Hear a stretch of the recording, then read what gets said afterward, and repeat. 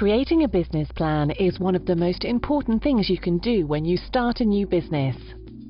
This video will give you an idea of how you might put this type of plan together. The complexity of your business plan will depend on the nature of your business, but you want to make sure it's easy to understand, jargon-free, and easy to update. The first thing to do is to give the basic details of your business. Start with your business's name, its address, a web address, if you have a website yet, and your contact details. Remember to include an email address too, preferably a professional-sounding email, rather than one of the free ones you can get from popular webmail providers. You should also indicate your legal status, for example, whether the business is a partnership or incorporated as a limited company. At this point, give a description of what you want your business to do, the vision you've got for your business. You can make this as simple or as complex as you want, but the more you do here, the easier it will be to complete the rest of the plan. Include when you aim to start your business, which sector your business is going to operate in, for example retail or construction, and how you want to progress it in the future. It's important to describe your products or services here too. Explain what makes your business different to all the others that operate in the market you're aiming at, why it's better than your competitors, why you think customers will prefer it, and how you're going to develop it over time.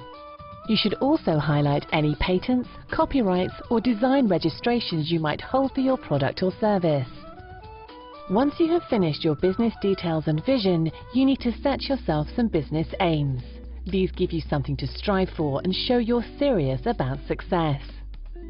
Again, these don't have to be detailed, but make sure you include what you're wanting to achieve in your first year, and also where you want your business to be in the longer term. Make these goals measurable, so there's something you can look back on and assess whether you've reached them or not. The next thing to include in your business plan are any legal obligations you're going to have to follow.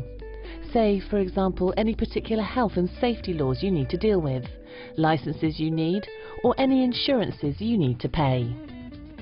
When you've done this, you can move on to one of the most important sections in the plan: researching your market, your customers, and your competitors. This is crucial, because if you have got a great product but there's no one to sell to, or you're selling to the wrong people, your business isn't going to work.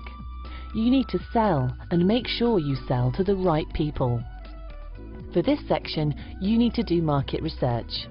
You could start by finding people or businesses that fit your ideal profile and ask for their feedback on your business idea.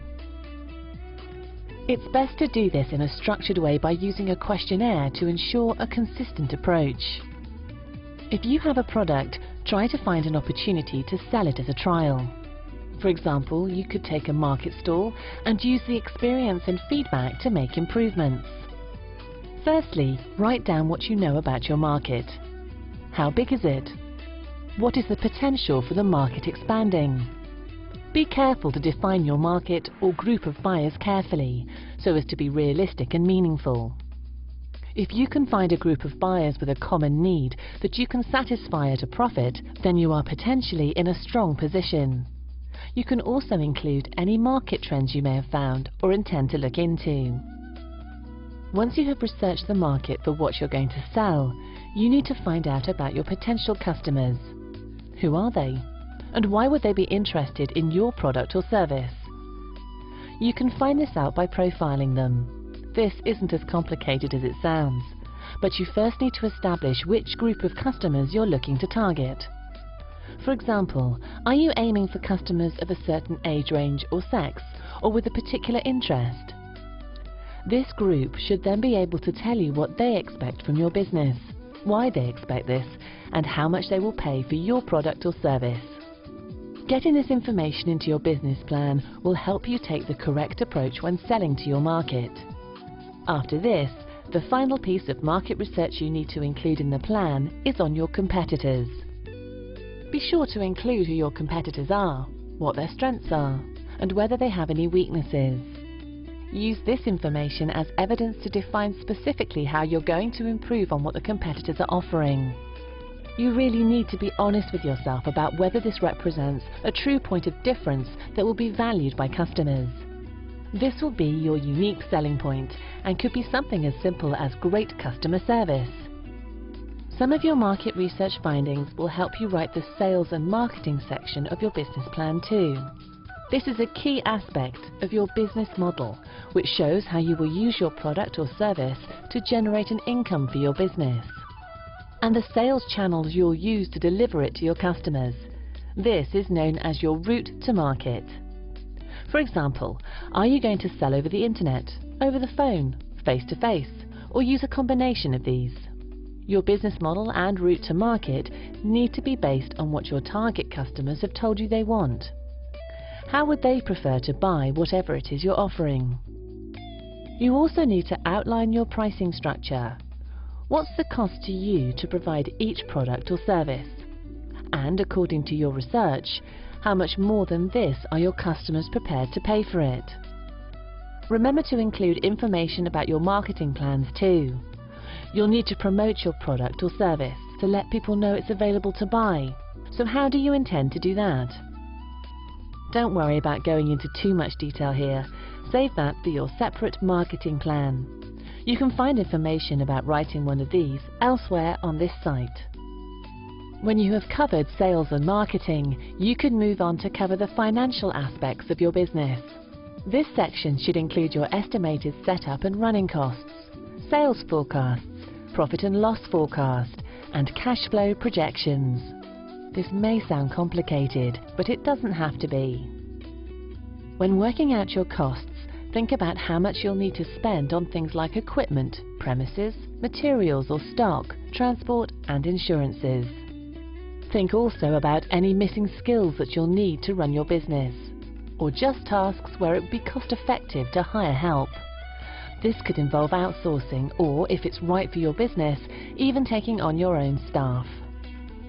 Once you've estimated your costs, think about your sales forecast. Based on what you now know about customer spending habits and the performance of similar businesses, have a go at estimating your sales each month for your first year of trading. Don't worry if you're not confident about your first estimates. This is something you'll get much better at with experience.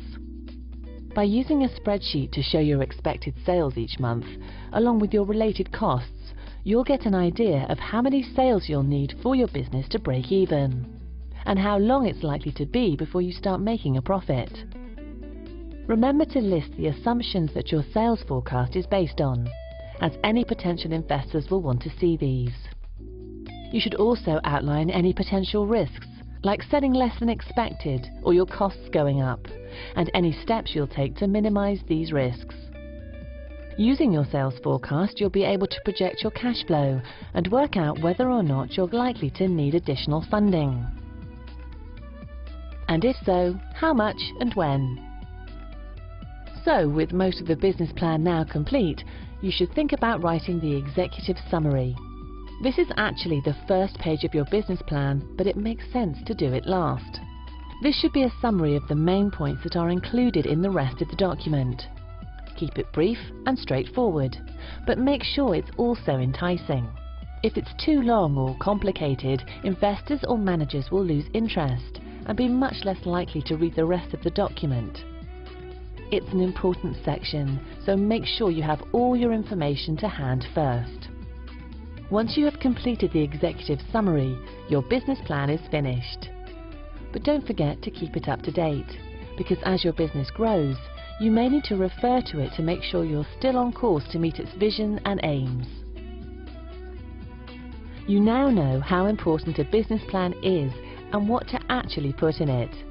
So, why not start work on your own one?